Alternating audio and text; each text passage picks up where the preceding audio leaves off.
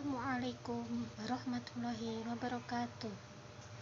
Perkenalkan, saya Rani Randikasari, mahasiswa PPG Daljab Angkatan 2 LPTK UIN Arani Banda Aceh, akan memenuhi tugas lokakarya tugas 9, yaitu membuat video pembelajaran. Dalam video kita kali ini, kita akan membahas materi tentang ketentuan sholat 5 waktu.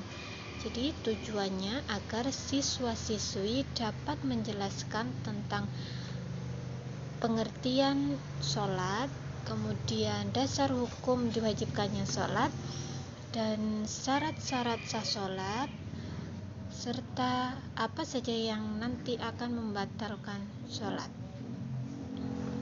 Sholat menurut bahasa artinya doa, sedangkan secara istilah sholat adalah ibadah yang terdiri dari perkataan dan perbuatan tertentu yang dimulai dengan takbiratul ihram dan diakhiri dengan salam. Dasar hukum diwajibkannya sholat atau biasa kita sebut perintah sholat itu terdapat di dalam Quran surat Al-Baqarah ayat 43 yang bunyinya A'udzubillahi minasyaitonirrajim, Bismillahirrahmanirrahim, wa aqimus sholah wa atuz zakah warka'u ma'ar raki'in, yang artinya, dan dirikanlah sholat, tunaikanlah zakat, dan rukuklah beserta orang-orang yang rukuk. Firman Allah, Quran surat Al-Baqarah ayat 43. Selanjutnya kita akan membahas tentang syarat sah sholat. Apa sajakah syarat sah sholat itu? Syarat sah sholat yang pertama yaitu suci badan dari hadas besar dan hadas kecil. Contohnya hadas besar, haid, nifas, itu salah satu contoh hadas besar. Kemudian kalau hadas kecil itu contohnya kita kentut, buang air kecil, buang air besar, itu salah satu contoh hadas kecil. Syarat sah sholat yang kedua yaitu suci badan, pakaian, dan tempat dari najis. Jadi seluruh badan kita, pakaian, dan tempat yang kita gunakan untuk sholat itu harus suci dari najis. Kemudian syarat sah sholat yang ketiga yaitu menutup aurat. Kita semua sudah tahu pasti ya, kalau aurat perempuan itu seluruh badan kecuali muka dan telapak tangan. Kemudian kalau aurat laki-laki yaitu dimulai dari pusar sampai ke lutut. Kemudian syarat sah sholat yang keempat yaitu telah masuk waktu sholat. Gimana maksudnya telah masuk waktu sholat?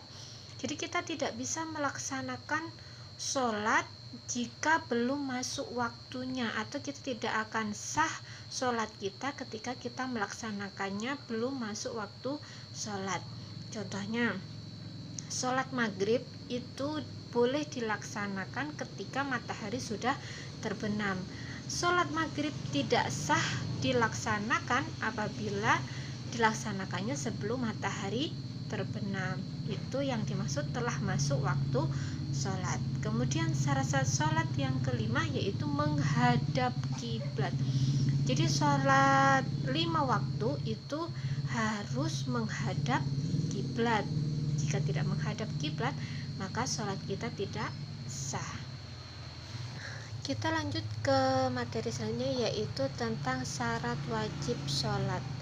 Apa sajakah syarat wajib sholat? Syarat wajib sholat yang pertama yaitu Islam.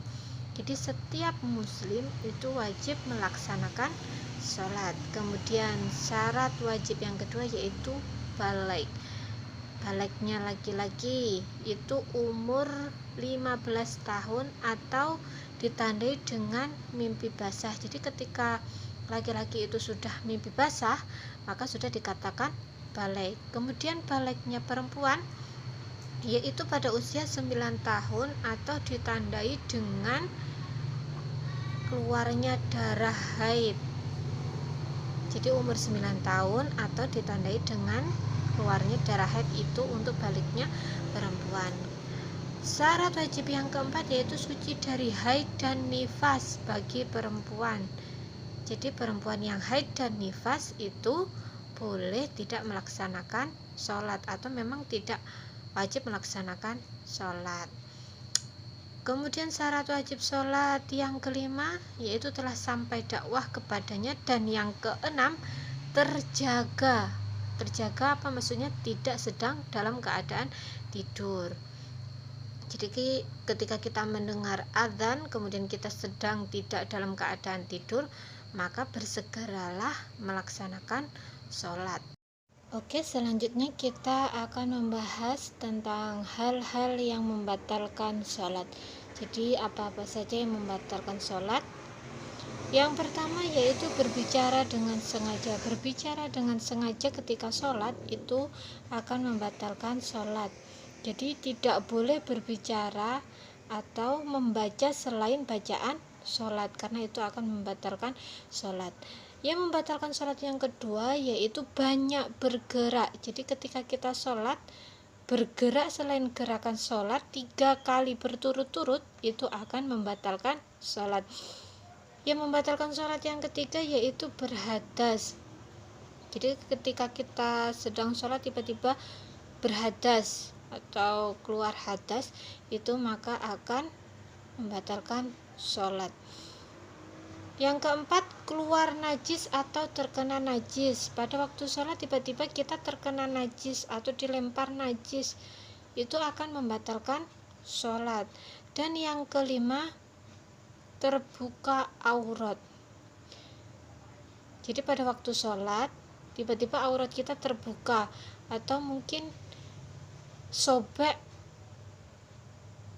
mukena kita gitu, akan membuka aurat kita, itu maka akan membatalkan sholat. Dan yang selanjutnya, mengubah niat. Ketika kita sholat, jadi tidak boleh mengubah-ubah niat sholat kita. Jadi kita sedang melaksanakan sholat duhur, tiba-tiba salah, kemudian mengubah sholatnya menjadi sholat ngasar, itu tidak boleh, atau sholatnya akan batal.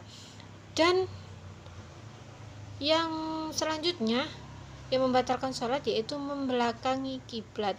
Jadi sholat itu harus menghadap kiblat. Kalau kita membelakangi kiblat, maka sholat kita batal atau tidak sah. Yang membatalkan sholat yang berikutnya yaitu makan dan minum. Misalnya ketika kita sedang sholat, itu tiba-tiba kita makan sisa-sisa makanan yang ada di mulut, itu juga akan membatalkan sholat. Yang selanjutnya, tertawa. Tertawa pada waktu sholat, tertawa terbahak-bahak ya, jadi sampai kedengaran tertawanya, itu akan membatalkan sholat. Dan yang terakhir, murtad. Murtad itu keluar dari Islam, itu juga membatalkan sholat. Cukup sekian dulu video pembelajaran kita kali ini. Semoga video pembelajaran ini dapat memberikan manfaat. Kita berjumpa kembali di video-video selanjutnya. Jangan lupa selalu jaga kesehatan, dan saya akhiri. Wassalamualaikum warahmatullahi wabarakatuh.